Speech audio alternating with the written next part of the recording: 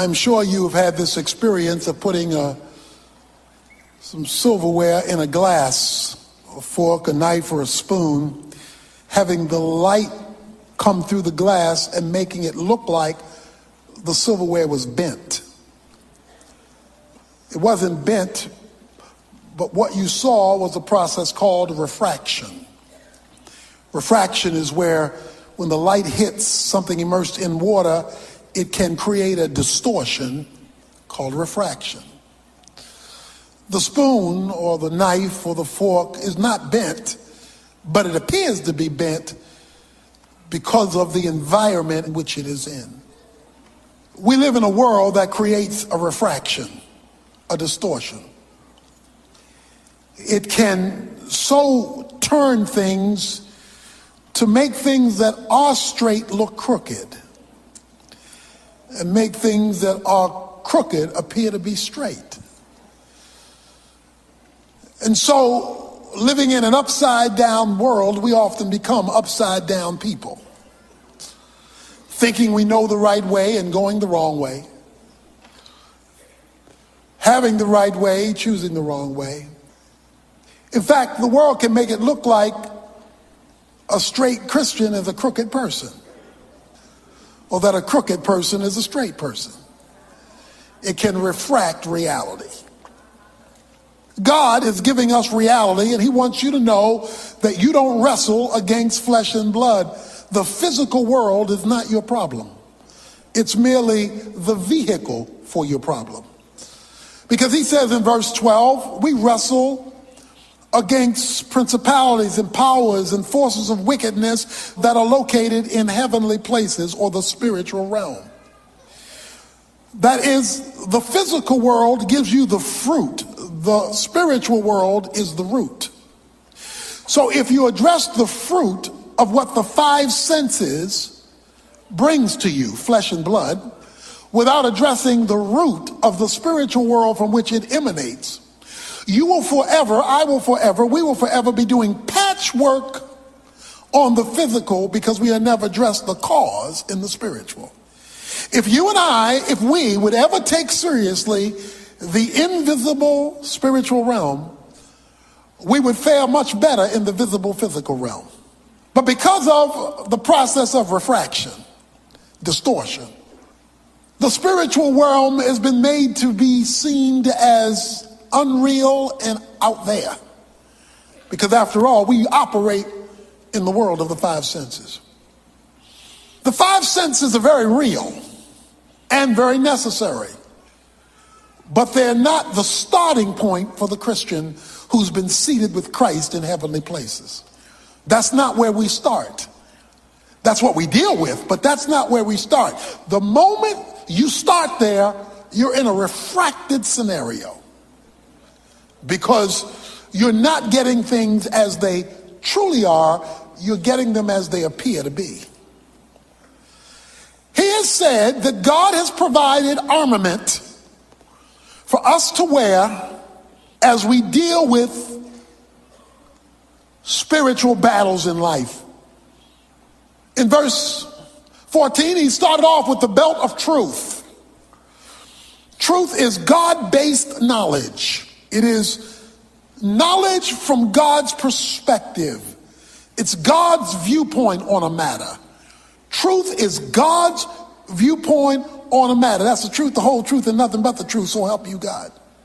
Truth is an absolute objective standard by which reality is to be measured. Something is real based on how God views it, not even based on how you see it.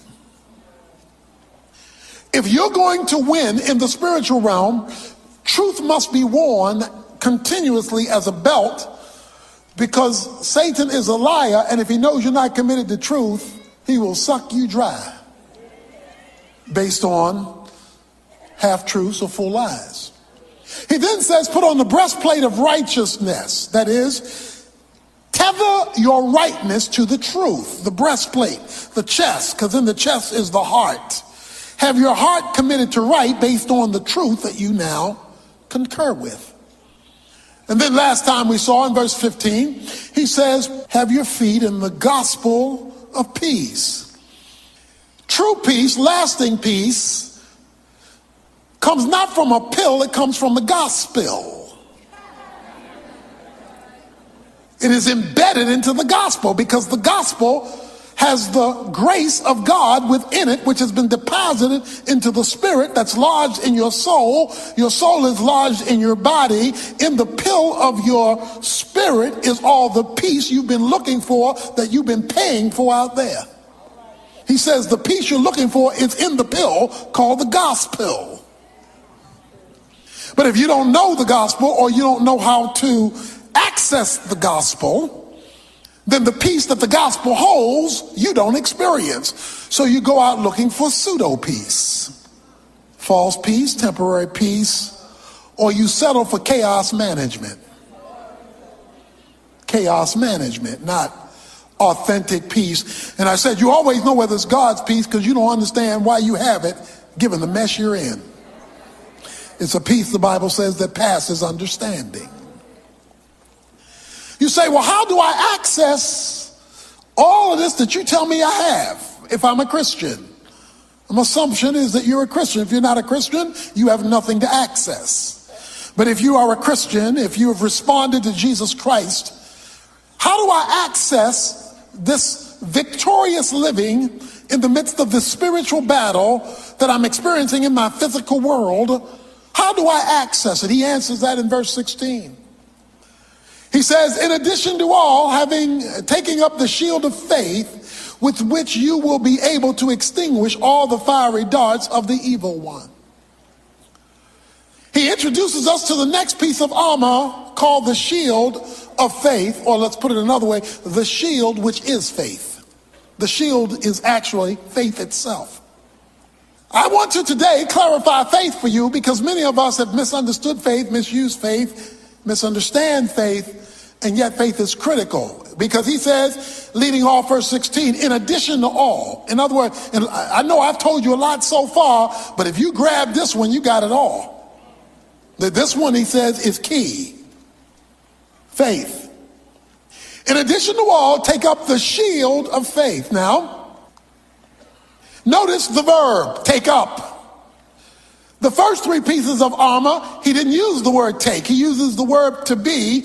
In the text, it says having in verse 14 and 15, having the belt of truth, having the breastplate of righteousness, having the shoes of the gospel. But now he switches verbs. The first three are something you wear all the time. You keep truth with you. You keep righteousness with you. You keep the peace of God with you. You keep those with you. But now when he comes to this next piece, the shield of faith, he says that one you pick up, you take. The first three you keep with you all the time. The last three you pick up on an as-need basis. It's like a baseball player. He wears his baseball suit during a baseball game. He never takes off his uniform, but he picks up the bat when it's time for him to bat. He picks up the glove when it's time to go to the field. In other words, he picks up those as needed. The first three you keep with you. You never take them off. You never change those clothes. But now you must take up the shield of faith. Please notice, you got to take it up. God won't take it up for you. This is your responsibility. He calls it a shield of faith. A Roman soldier had a shield. When it was time for him to fight, he would take his shield. The shield was 2.5 feet wide, 4 feet long. This shield was so situated that a Roman soldier could crouch down and hide his whole body behind it. In other words, the shield covered all of him when it was positioned correctly. His full body could hide behind it. In fact, when you see them in battle, sometimes the Roman soldiers would link their shields next to each other and a whole army could have crouched down and hide behind it. Because the shield of faith would handle anything that the enemy threw at it, whether it was a javelin or whether it was an arrow. So the reason why this particular armament is so critical is that it covers all of you if you're behind it properly. He says, in addition to all, take up the shield of faith. When do you need to take it up? Well, he told us earlier, on the evil day. The evil day is the day all hell breaks loose in your life. It is when you're under attack. It is when the finances are so low you don't know how you're going to make it. It is when you've lost your job and there's none in sight. It is when everything is breaking down emotionally. It's the evil day. It is the day when all hell has broken loose in your life. The day of your attack, on that day, you need to be covered by a shield which is called faith. When they launch space capsules into the air and they come back down into the atmosphere, they would burn up except that they have a shield around them. This shield, in light of the heat breaking into our atmosphere, keeps them from burning up. On the evil day, you feel like you're going to burn up. He says, but if you have a shield, you'll make it in an atmosphere of chaos. So the question is now, what is faith? What is faith? Let me give you a simple definition of faith, as simple as I can get it. Faith is acting on the truth. Faith is acting on the truth. Now, if you don't know the truth, or if you don't act on the truth, the word faith is a meaningless phrase. It's talk. Faith is acting on the truth. So in order to have faith, you gotta find the truth. And the truth is God's view of a matter. So if you're not interested in discovering God's view on a matter, forget having a discussion about faith. Because faith is only faith when it's tethered to truth. Because when it's tethered to truth, it knows the right decision to make, confirmed by the shoes of peace, because you exercise the real meaning of faith. Faith is merely acting like God is telling the truth. A lot of people talk about faith who are not connected to the truth and wonder why faith isn't working. So guess what they do? They go around looking for more faith, thinking if I can get a little bit more faith, maybe I can get a little bit more help. But you cannot have faith and get help if your faith is not tied to truth. And truth is what God says about a matter. Let me tell you what truth is not, or necessarily not. Faith is not necessarily feelings. You can feel full of faith and have no faith. You can feel faithless and be full of faith. Faith is not based on how you feel. Now, how you feel may be consistent with faith in a given moment, but at another moment, how you feel may have absolutely no correlation to faith whatsoever. Because feelings are circumstantially driven. You feel based on how things are going. If things are going well, I feel good. Dun, dun, dun, dun, dun, dun, dun. If things are not going well, I feel bad. Because circumstances dictate feelings. And you can't always control that. You can't always control that. I am glad my faith is not tied to my feelings, because then my faith would be as up and down as my feelings are. And we all up and down to various degrees on the feeling side. So I want to get feeling out of the definition of faith, although sometimes it is consistent with faith. Faith is acting on the truth, whether I feel the truth or not, whether I like the truth or not, whether I agree with the truth or not. Faith is acting on it. So you can feel faithish and be faithless. You go to the movie, it's a horror flick. It's a horror flick. You know those monsters aren't real. You know that. You know the zombies coming out of the grave aren't real. Yet you're sitting there, covering your eyes, can't sleep because you remember the show, and you know it's not real. You know that. You knew it before you went in. You knew it while you were watching it. You knew it when you left, and you're still all shook up. That is because the masters of the media so constructed the lie of the horror film to make you feel like it was true, even though intellectually you knew none of that was real. But they manipulated it so and made it seem so real that it governed your feelings. You will never overcome the movie until your mind overcomes your emotions. Because your emotions are controlling you based on a lie that the movie perpetuated to you. And as long as they can keep the lie in your mind, they can keep you up at night, and you're being kept up by something you knew wasn't true. When we allow faith to be defined by feelings, we will always be confused. So let's put faith in the objective place where it belongs. I love this. I love this story in Luke 5. Jesus asked Peter, Peter, have you caught anything yet?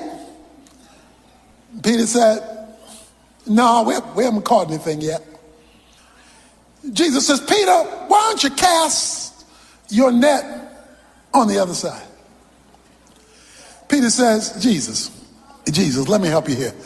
You stick with preaching. I've been fishing all my life. This is the Zebedee Corporation, and we know fish, you know sermons. He seeks then to instruct Jesus on how fishing works.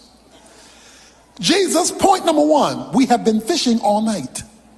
Okay, so let's get this straight. For 12 hours, we have been out there fishing. They are not biting. So for you to ask us to throw the net in doesn't make sense. Problem number two, we're in shallow water now. We're about to come in. We are not in the place where fish bite. So we've given the time, we've given the expertise, we've studied in school the location, we've got history in this company, we got all this stuff going for us. So Jesus, stick to preaching. We know fish. Jesus says, will you just cast the net on the other side? Peter doesn't feel like it makes sense. His history says it doesn't make sense. His perspective, his company, none of this makes sense. But then he says, but at your word, just because you said it, even though I don't kind of think you know what you're talking about, but because you said it, I'm going to act on what you said, even though my perspective doesn't agree with what you said. I'm going to act. And he threw the net on the other side.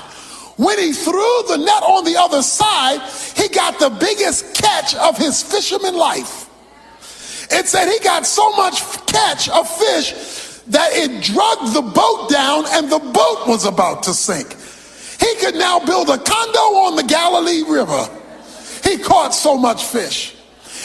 He discovered on that day a principle of faith that if you and I would ever discover it, it would be transforming in my life. In spite of what I learned, in spite of what my history is, in spite of what my background says, in spite of my education, in spite of all the stuff I have accumulated, in spite of my own perception of my own natural brilliance, if I would simply do what he says, I would discover there is a lot more to this than I ever knew. Because I would discover my finiteness and I would discover his infiniteness. I would discover, see, one of the things that's keeping us from experiencing God is we know too much. We know too much. If we were half as educated in the word as we were in the world, we'd be a lot further. We want a master's degree in our subject, but we want to be dropouts in scripture. And we wonder why nothing's working, because we don't know enough truth to have faith in it.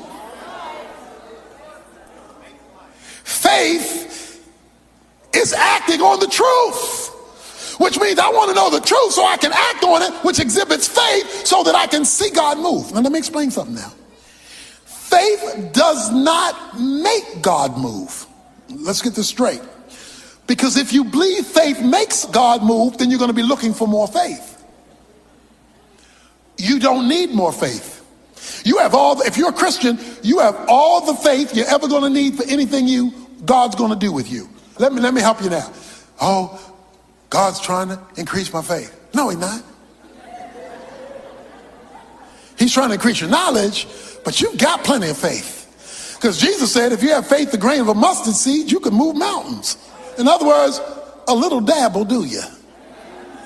You don't need more faith. You need more truth.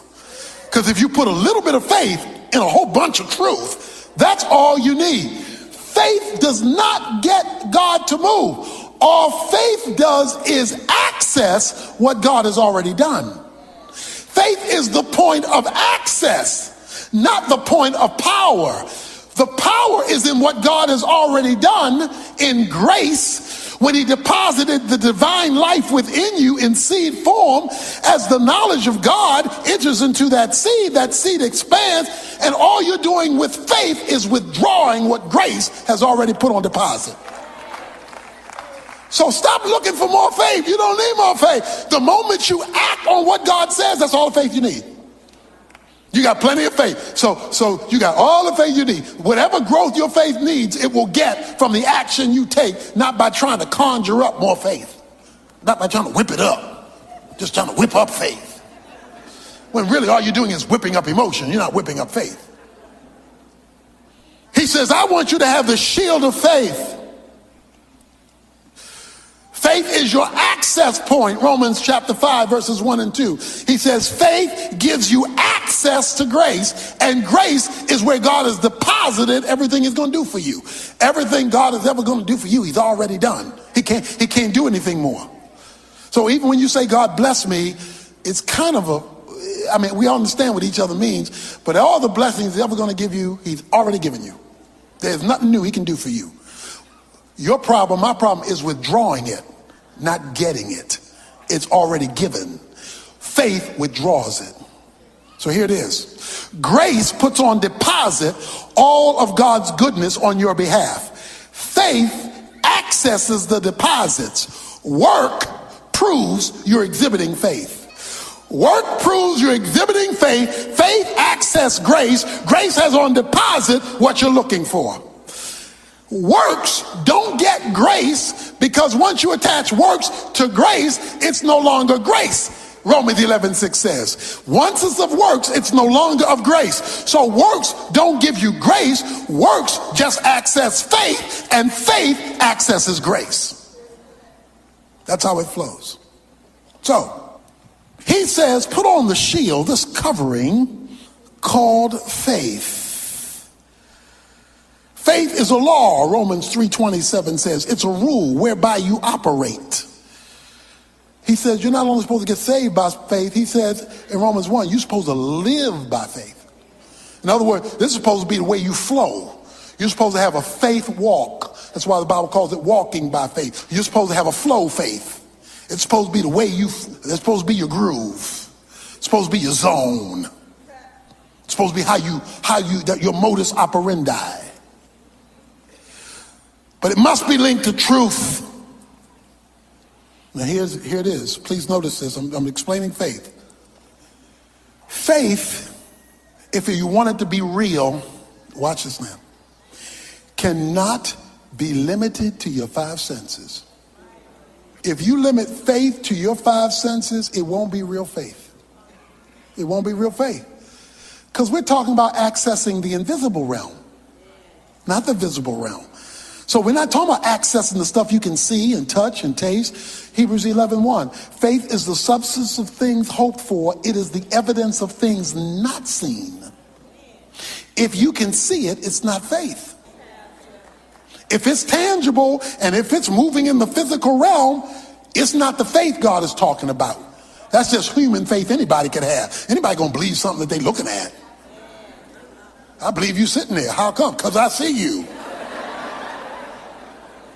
And that's not what he's talking about. He's not talking about that. He's saying it's the evidence, it's the substance, so it's real. Even though it's in the spiritual realm, it's real, and it has evidence, it's provable, but it's not yet seen. The whole point of faith is to grab something out of the unseen realm and bring it down to the visible realm.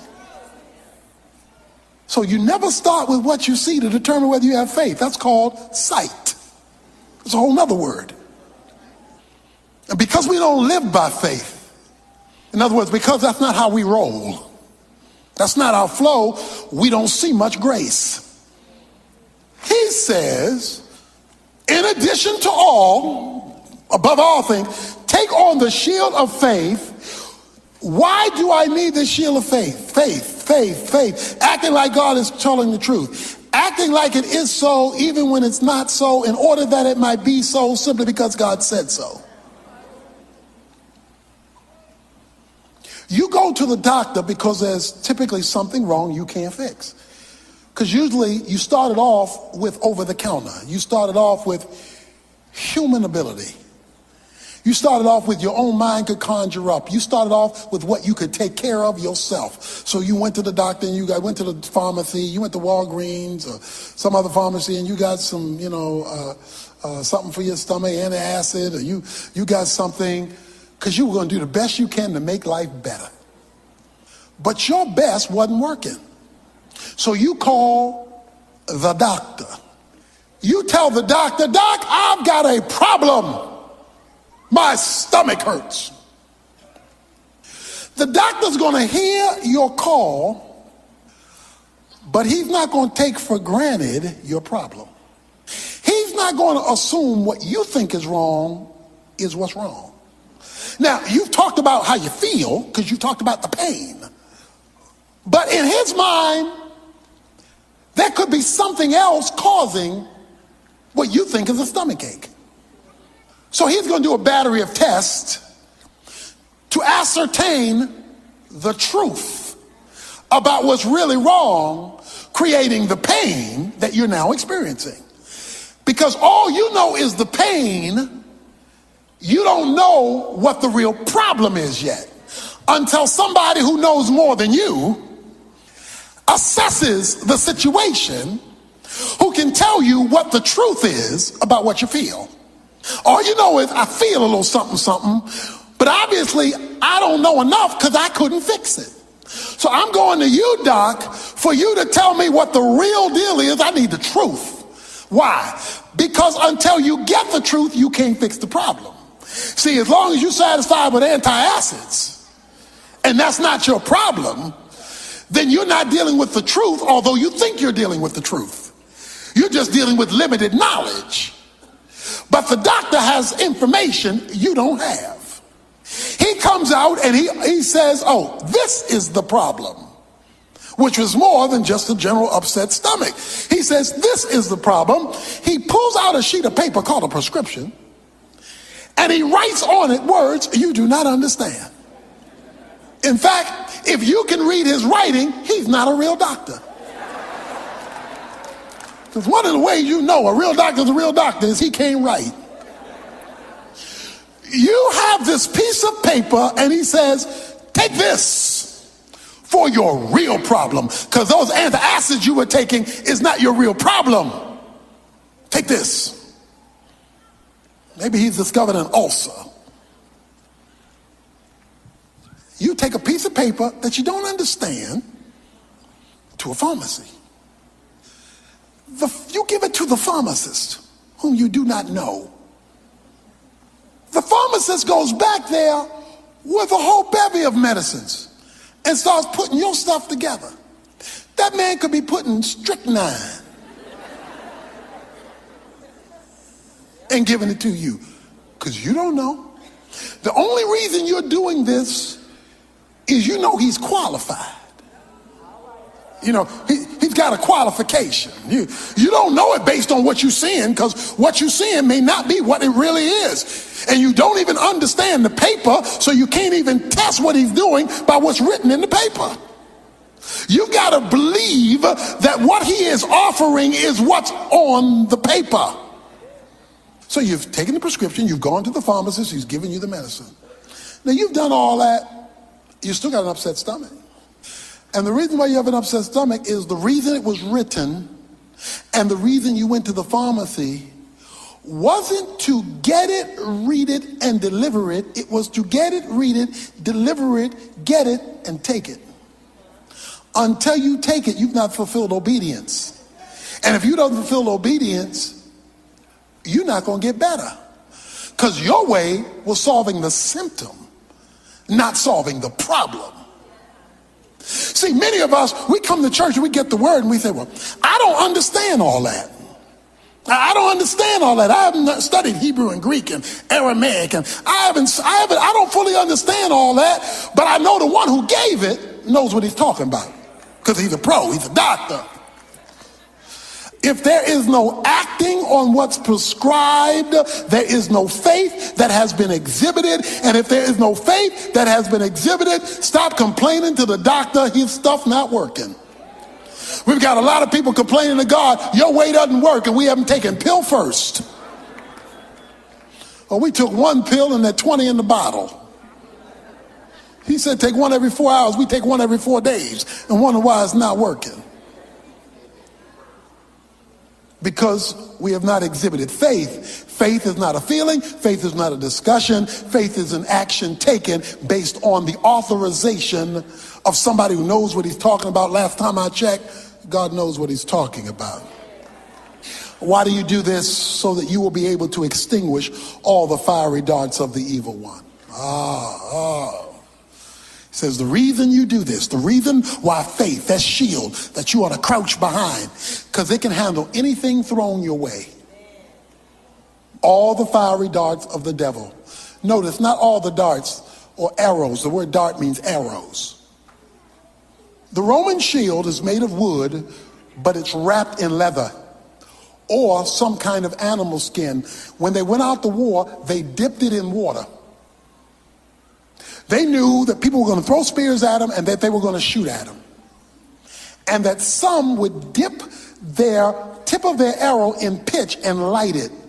That's why he calls fiery arrows. That's an arrow that's been set aflame. You remember cowboys and Indians in the movies or in television? And the wagon train would be going around, and then the Indians would attack the wagon train. Then the wagon train would get in a little circle. Then the cowboys would get behind the wagons and start shooting at the Indians. And you know, whoa, whoa, whoa, whoa, whoa, whoa. They riding around and they shooting arrows at the cowboys. Well, now, it really wasn't a fair fight because, at least in the earlier days, the cowboys had all the guns and the Indians had all the arrows. Man, that's not a fair fight. But there would always be this one smart aleck Indian. He would dip the tip of an arrow into some pitch. He would light it. So now it's a fiery dart. It's an arrow that's been lit up. He then pulls back the bow and shoots. That arrow is not for a cowboy. That arrow is for the canvas of a wagon. Because he knows if he can burn down the canvas, he can expose the cowboy. And now once exposed, I don't need fiery arrows. I just need arrows. Fiery darts are meant to dismantle you so that now you become open for everything else he wants to shoot your way.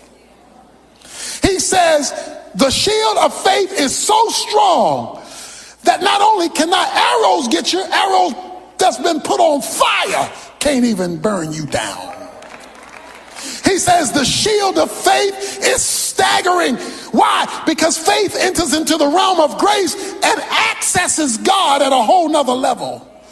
It accesses God. That's why 1 John 5:4 says we are overcomers by faith. In order to be an overcomer, there's got to be something to overcome.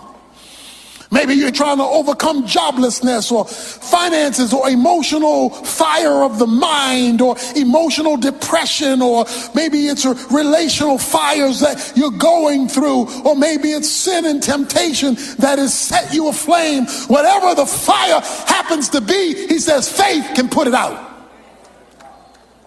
Faith can put out the fire. But you've got to define faith God's way, not your way. Any weightlifter who can lift 500 pounds doesn't have a problem with 100 pounds. If you can lift 500 pounds and somebody says, well, can you lift this 100-pound bag? Ain't nothing but a thing, because if you can handle 500, 100 is no big deal. On the cross, Jesus Christ handled the sins of the whole world. The whole world, for all people, for all time, all sin was pinned on Jesus Christ 2,000 years ago on the cross. All the sins of all mankind for all world was put on Jesus Christ on that day. So if he could handle all the sins and all the circumstances of all men for all time, what did you tell me your problem was? What did you tell me your situation was? What did you tell me your need was? And you're going to imply the God who can handle it for the whole world on the cross, yours is a little bit too heavy. No, what's missing is faith in it, not power for it. What he is suggesting to us is that if we will take faith seriously as God defines it, you will experience victory as you've never had it before. I will never forget it. I will never forget it. This is lodged in my mind. The 1996 Olympics. Her name was Carrie Struggs. She was a gymnast, a little tiny girl. The United States gymnast team was in second place. Carrie Struggs was the last gymnast to go, and she had to make a certain score to overcome the first place team. I don't remember whether it was Romania or Soviet Union, but whoever it was, she had to do this certain 9-point something to overcome so that the United States would win the gold medal. So all the pressure is on little Carrie. Carrie stands and Carrie looks down because she has to vault. She has to go, propel herself, flip over the horse, and come back down standing up to get a high enough score. Little Carrie takes off and she's running. She hits the spring. She hits the horse. She flips over and she comes down, but she comes down wrong. And she horrifically twists her ankle so that she cannot even walk. She falls down. She cannot even walk. Low score.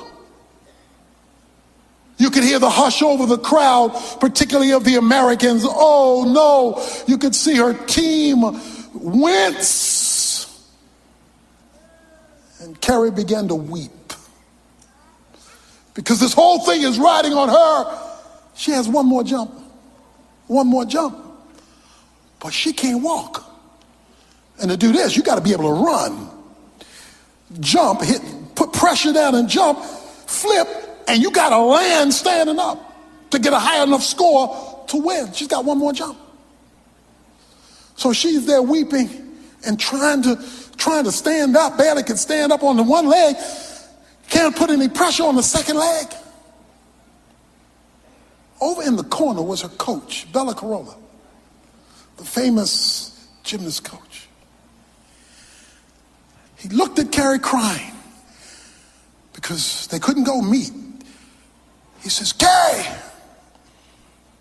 everything about Jesus' life and ministry is special, but Luke chapter 7, verses 1 to 10 is unique.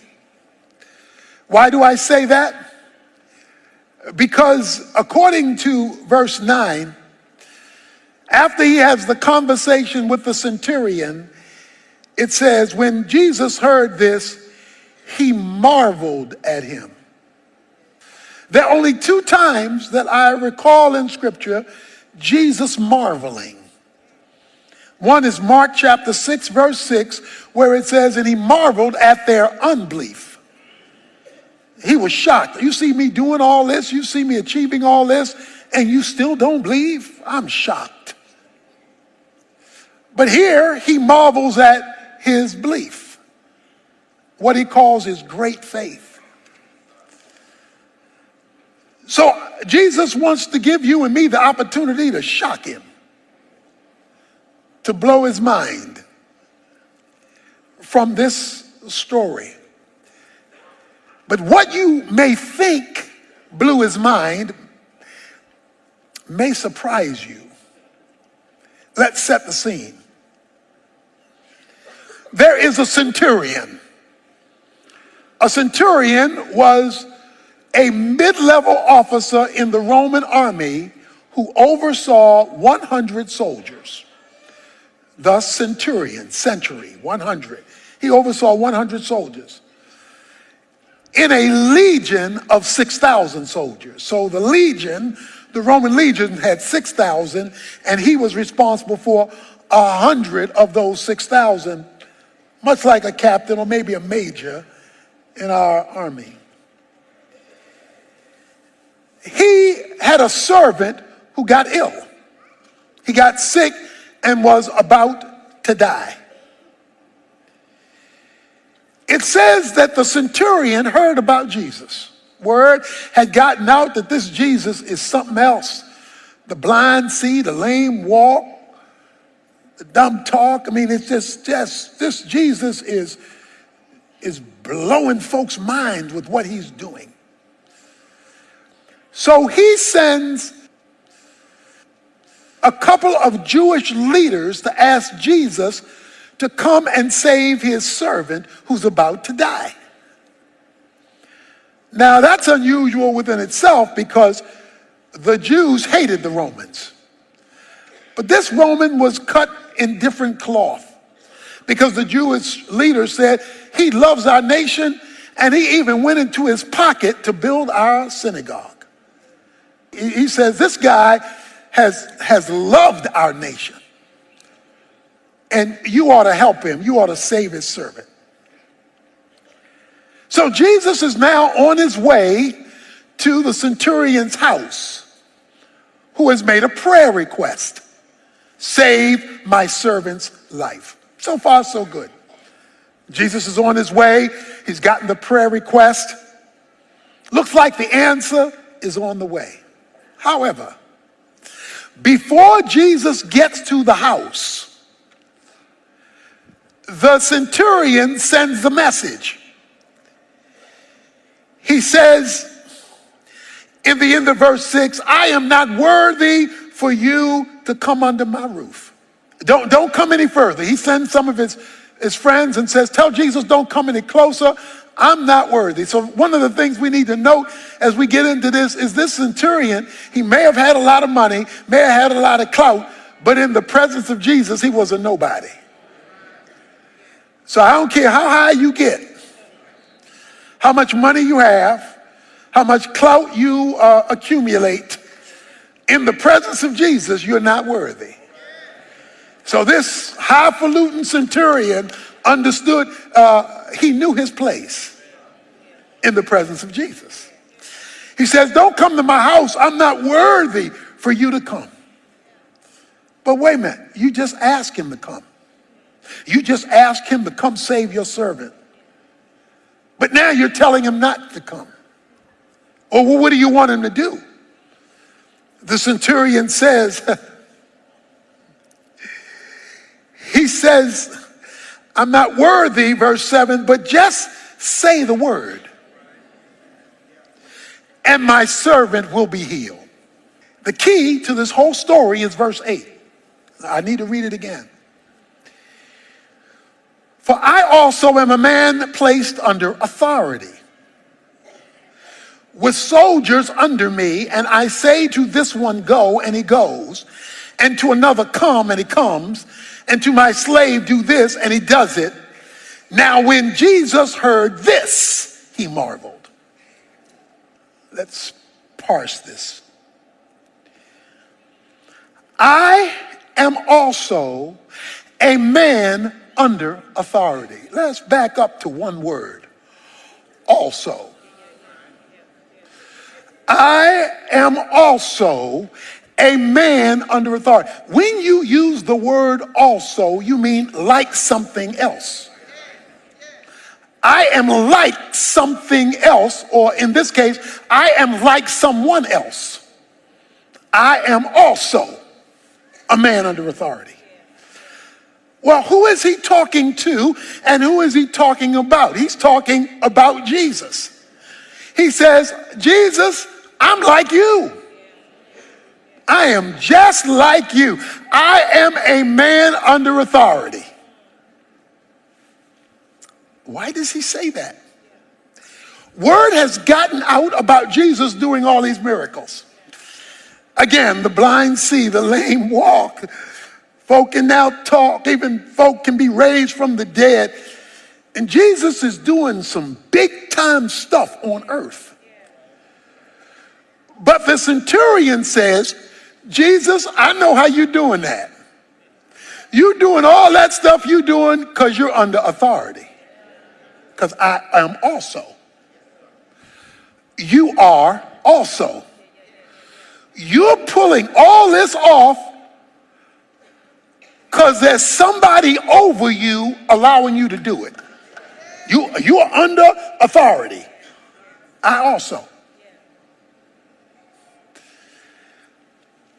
Jesus Christ in his humanity operated not by virtue of his deity, but by virtue of his submission. Jesus says in chapter 5 of John, verse 19, these words, therefore Jesus answered and said unto them, truly, truly, I say to you, the Son can do nothing of himself, unless it is something he sees the Father doing. For whatever the Father does, these things the Son also does in like manner. For the Father loves the Son and shows him all things that he himself is doing. And the Father will show him greater works than these, so that you may, catch this word, marvel. So let me give you the principle and then break it down further. Because this is a principle that will give you access to the miraculous. You cannot exercise legitimate authority over what you're supposed to be over unless you learn to be under what God has put over you. If you're not under what God has put under you, you can't ask God to help you to deal with stuff that's underneath you.